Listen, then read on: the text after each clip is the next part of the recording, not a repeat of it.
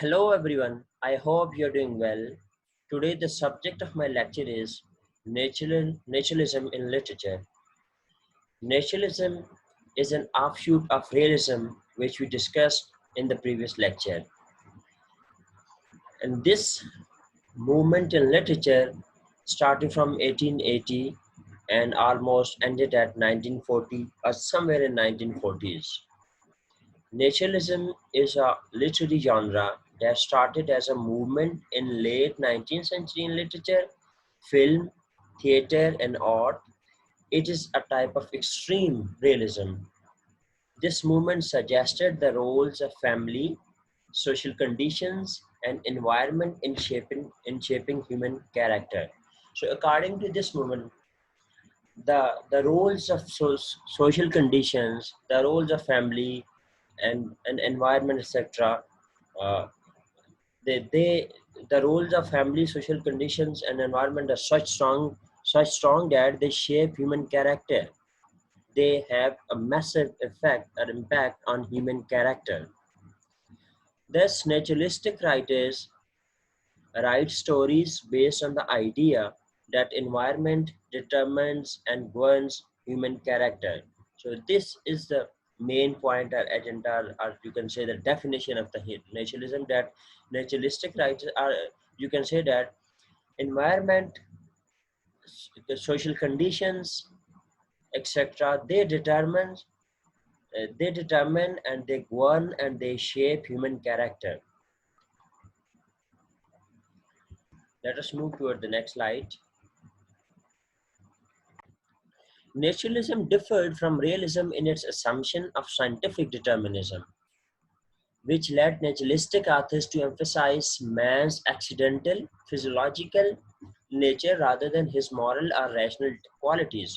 So you can say that it also differed from from realism in assumption of scientific determinism, because naturalist writers or naturalism emphasizes more. They put emphasis more on man's accidental or physiological nature, not on moral or rational qualities.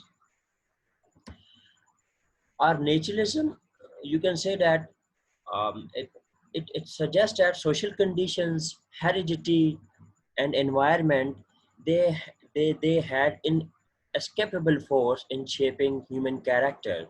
According to naturalism, these things, for example, social conditions, heredity, environment, they have a huge role in escapable force in shaping human character, in designing human character. Um it was depicted as a literary movement that seeks to replicate a believable everyday reality, as opposed to movements, you can say that, such as romanticism and surrealism, in which subjects may receive highly symbolic, idealistic, or even supernatural treatment. So in romanticism and surrealism, you see that subjects, the things, they receive highly symbolic, idealistic, or even supernatural treatment. But in uh, in this movement, that is naturalism, it depicts, it seeks to replicate a believable everyday reality. It do not, it does not try to replicate, or it does not try to present highly symbolic, idealistic, or even supernatural character, or it does not give supernatural treatment to the subjects. Individual characters were seen as helpless products of heredity and environment, motivated by strong instinctual drives from within and harassed by social and economic pressures from without. So in naturalism, individual characters, they are seen as helpless products of heredity environments, because according to naturalism, heredity environment has a huge role in shaping human characters. And it is motivated by strong instinctual drives from within and harassed by social and economic pressures from without. So these individual characters, they are of course motivated by instinctual drives from within, but they are harassed, they are shaped, they are designed, they they are designed by social and economic pressures from without. As such, they had little will or responsibility for their fates, and the prognosis for their cases were pessimistic at the outset. So mm, the characters, the individual characters, they had, you can say, little will or responsibility for their fates, because according to naturalism, um, these things, for example, heredity, environment, fates, these things actually designed and shape human character. So that's why the individual characters, they had little will or responsibility for their fates, and the prognosis are for their cases was pessimistic, of course, at the outset. Prognosis does mean a forecast of the future course or outcome of a situation, a prediction, etc. So whenever they predict, then the prediction or the prognosis for their cases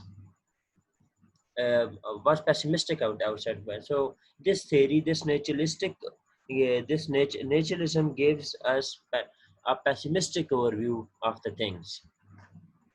So naturalism originated in France and had its direct theoretical basis in the critical approach of Hippolytean. So this theory started from France, and it has somewhat theoretical basis in the critical approach of Hippolyte. Though the first scientific novel was the Goncourt brothers' case history of a servant girl, the leading exponent of naturalism was Emile Zola. Of course, you can say that since nonetheless, though the first scientific novel was the Goncourt brothers' case history of a servant girl, but the leading exponent of naturalism was Emile Zola, whose essay, The Experimental Novel, became the literary manifesto of the school. So Emile Zola's The Experimental Novel, named the Experimental Novel, it became the literary manifesto of the school, that is naturalism. According to Zola, the novelist was no longer to be a mere observer, content to record phenomena, but a detached experimenter who subjects his character and their passions to a series of tests, and who works with emotional and social facts as a chemist works with matter. So yes, according to Zola, novelist um, uh, should not be a mere observer of the things, of contents, right?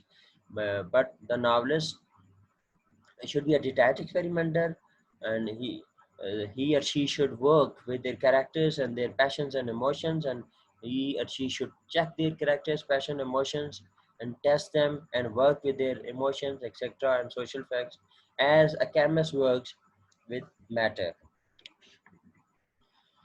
As a historical movement, naturalism per se was short-lived, but it contributed to an art enrichment of realism, new areas of subject matter, and a largeness and formlessness that was indeed closer to life than to art.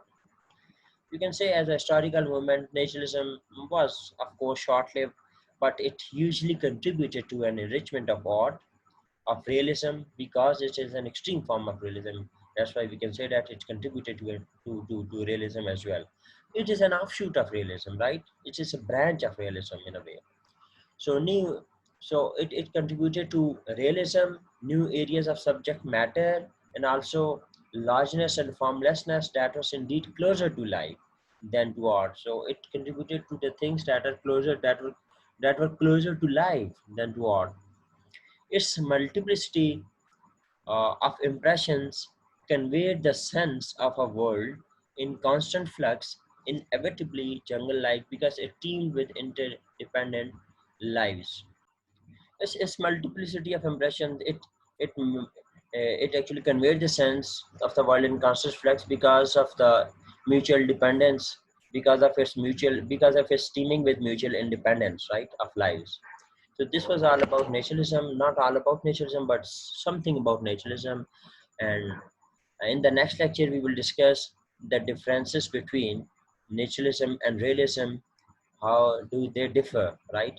And in the next lecture, we will also discuss symbolism as well. Thank you very much for watching. If you have any question, please ask me in the comment below.